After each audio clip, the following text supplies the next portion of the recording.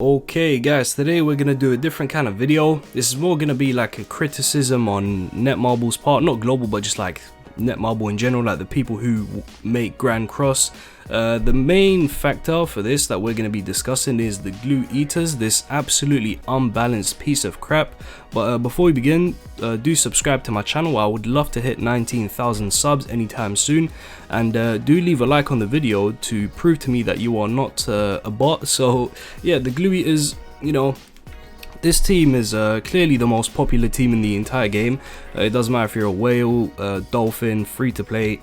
This is everyone's go-to team, which is really unfortunate because it creates an incredibly stale game state and meta where in 106 games that I've played, at least 50 of them, minimum 50% of these games are all going to be against this team, which is just sad considering just how broken this team is. So let's just start off from right to left. We have Merlin. What does Merlin do? Absolutely nothing. She just gives the entire front team one gauge.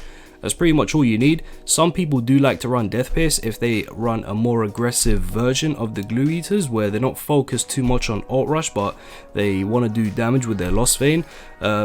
Normally if they have Death Pierce, their Lost Vein is going to be attack crit damage for absolutely insane DPS. Or if they're more the ult rush variant, they normally are going to go with HP defense, but HP defense is mainly for the whales. I'm pretty sure there are some free to plays who do use this team, but they do not have a 6/6 Lost Vein, so they can't really afford to use a HP defense. Unlike some whales are most likely always going to run a HP defense on their Lost Vein if they're going to play it in the ult rush variant. But like I said, Death Pierce, they're going to play it more aggressively, so they'll probably have attack crit damage on their Lost Vein. That's all Merlin does literally. Then you have Gotha, the cornerstone of this team. He just ranks up. Obviously he has this pumpkin bombs, which can be useful because it has some really good interactions with Goddess Liz that you can, you know, make use of and do some really nice plays. But it's mainly for the rank up, and on top of that, the absolutely broken passive. The glue eater team consists of all different races bar Merlin. You've got Gotha, who is an unknown, you've got Liz, who is a goddess, and you have Lost Vein, who is a demon. So this passive procs every single time, and if you do not take care of a glue eater within a few turns, you will quickly see yourself getting absolutely schlopped by Lost Vein AoEs. So yeah, Gotha is the cornerstone, the structure that holds everything together. I say the glue. The glue is the Gotha part of the team, and then we have Liz, who is easily by far the most unbalanced, most broken unit in the entire game, and hopefully they never make another mistake like this. Honestly, JP released Valenti. Well, they showed her off in the live stream. If Valenti was not nerfed, because what we saw in the live stream is different to what we saw in the actual game because they nerfed her. If Valenti wasn't nerfed, she'd probably be worse than Goddess Liz in terms of how broken she is. But it's like, they nerfed Valenti, how did they not nerf Goddess Liz when they were first playtesting with her? Let me tell you what she does. Not like what she does because you probably know what she does, but like, look. Number one, revive. Same HP revive, so if you get one shot you revive back to full HP. That's 1. 2, stun. Okay, sure thing, stun. Oh, by the way, cancel stances. That's 2 things, stun and cancel stances. She really cucks any stance unit. That's 3 things, and then obviously stun for blah blah 2 turns. 3 things, right? Shield, 4 things, but it's not just any shield. Takes damage only from basic stats, so no damage effects. So passive 1, skill 1 2, skill 2 2. She does 5 things already. She does 4 things with 2 different skills, which is disgusting, right? And then her ultimate recovers HP and reflects damage. She does 7 things on one unit. 7 things. 7. Like, a unit has 4 points of reference, right? The unique, the 2 skills, and the ultimate. This girl has 7 points of reference, which is broken. Not to top it off, she's also one of the highest CC units in the game, as you can see by mine, who is completely maxed out. My Liz is not because I'm a glue eater, but just because she's a really high CC unit, and I do like to use her in sub. 15-15, blah blah blah blah blah blah. So yeah, not only does she have some of the highest stats in the game, so 8 points of reference, She has incredible substats. Pierce rate, really good. Resistance, incredibly high. Crit damage is whatever, she's not a damage dealer. Crit resistance and crit defense, sure thing, she's lacking a bit, but when you're as tanky as her, 10k defense without a link by the way, and have that much resistance, it's such a pain to deal with. Is that 9 points of reference? Like, bro, please. Absolutely broken unit, such a mistake. Hopefully they never repeat it again. And then we do have Lost Vein, who honestly, like, he's outclassed by Sariel and the One and a few you know, yeah, Sariel and the One, I would say. Maybe even Roxy. I feel like Roxy probably does more damage than him. It's just that Roxy can't be used with Gotha, so you know that doesn't really work out too well. But Lost Vein obviously can rush his ult with his skill here. This AoE is charge, ignores defense. Roxy has this, and you know, Roxy's a monster. And the passive, which is the most unfair thing, increases the skill ranks if he gets crit. And of course, just to mug us off, they did give him 16% crit resistance, so your chances to crit this man, even with units who have very low crit chance, is going to be very likely. So yeah, Lost Vein is just I would say the primary win condition of the team, if not the secondary. If your opponent just, you know, gives you free rank ups, you just abuse the fact that you have Lost Vein and just kill them. Or, you know, maybe your opponent is running an extremely high DPS team, they kill your Lost Vein.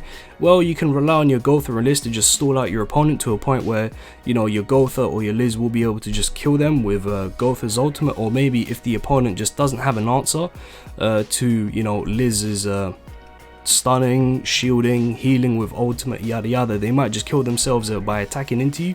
So yeah, very balanced team. Pretty sure this is exactly what Netmarble intended.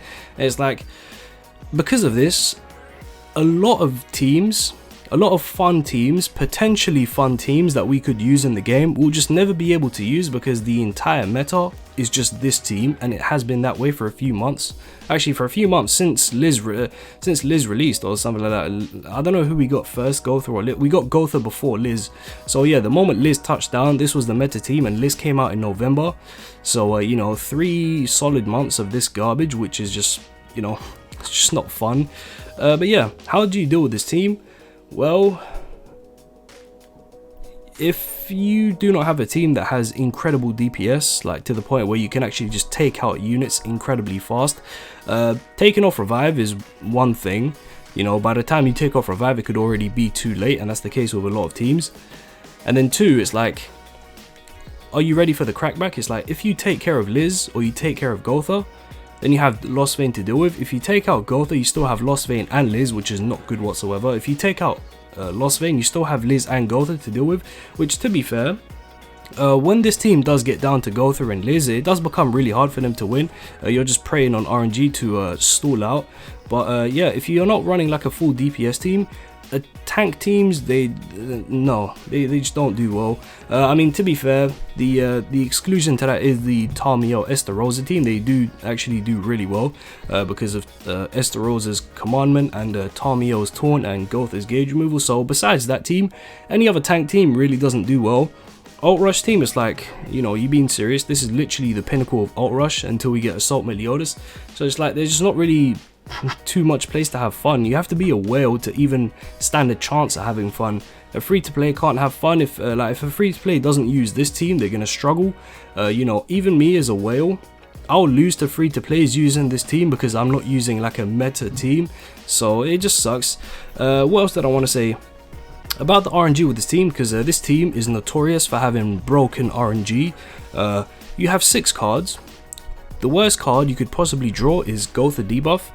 Anything else you draw besides Gotha debuff is absolute money, whether it's Gotha rank up, Liz stun, Liz shield, Lost Vein AoE, Lost Vein single target. 5 cards you really want to draw and only 1 card you don't want to see. That is not balanced for a team whatsoever, absolutely not. There's literally, I don't think there's any other team where I can say, yeah, I want to draw 5, 6 of, like, I just want to draw any card. It doesn't matter what I draw, I want to draw all those cards. It's just, you know, unbalanced. And to top it all off, incredibly high CC. My links aren't like maxed out. My Escanor and my Soriel are completely maxed out. My King and Arthur are not. Arthur doesn't even have UR gear. My Merlin isn't maxed out, so this can easily reach I'd say about 283k if you fully max it, or if you're running the attack version of Lost Vein, it will be a little lower, but still incredibly high CC.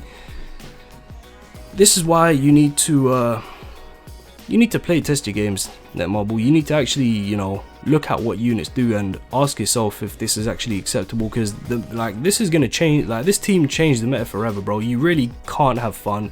You have to be a big whale to have fun, and even if you are a big whale, chances are you will lose to people who are running this team. And also it's the fact that, you know, free to players are backed into a corner where, like I said, if they're not running this team, they're not really gonna have much of a chance. If they say they do, then I highly doubt it, because if everyone's running this team and you're free to play and you want to try some off meta stuff, chances are you're not gonna do well. So yeah, good thing is, I feel like with the one, the team does become less cancer. I know people are going to be like, what, but the one is the most broken unit game.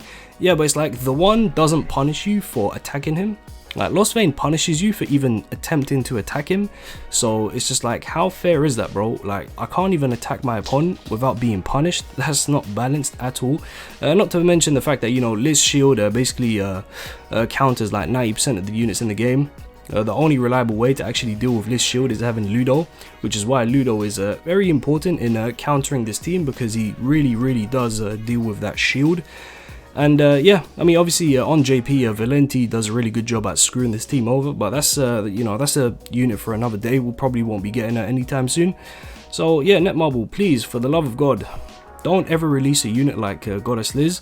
Thing is, I think because of gacha laws and stuff, they're actually legally not allowed to change Liz after they release it. Like, after they release the banner and you can summon for the unit, I don't think they're allowed to change it, which is why they nerfed the Mark II Valenti before release. So yeah, just explain the entire concept of Glue Eater to anyone who maybe you know, maybe doesn't really care too much about that side of thinking, because you know, when you're making teams, this is a game, but it's obviously a game where you can apply logic and you can come up with creative solutions and stuff. This team does not really have that many creative solutions to it, sadly. So yeah, but when the one comes out, hopefully we stop seeing Lost Vein, because Lost Vein really is the true cancer. I don't mind like Liz and Gotha, and then someone else like a squishy unit who, you know, doesn't do too well by their own. Like, for example, like not that she's squishy, but like the new Red Jericho, that would be a fine team. I wouldn't mind that, you know, because you have a point of interest, you're trying to keep this unit alive, and you know, I can perfectly understand that. But when you put a broken unit, Lost Vein, Sariel, the one, stuff like that, it does become it does become very uncontrollable. But yeah guys, that will be it. Just a short little video. I hope you enjoyed it. Server maintenance is about to kick me out, but yeah, if you enjoyed this short little explained video, I would say Glue Eaters explained in depth or whatever, do leave a like, subscribe to my channel if you are new, turn on that notification bell, and become a member of the channel if you want to talk with me and the boys on Discord. I'll see you guys later on. Take care. Special thank you to the channel members for supporting this channel: Someone, Sunny D, Munchkey, Panic, Panic AMN, Jay Bentley, Hidato X, 40A, Link7DS, Odie, Kenji, Nitin Kumar, Shiro, Kami Free, It's Costy, JP Killer 115, A Vamos, Scumbag Scott, Sip, Aldric, Henry Cow, Unforgiven, John Faults, Markovich, Devil Hunter, Geo, King Skull, and Gohak.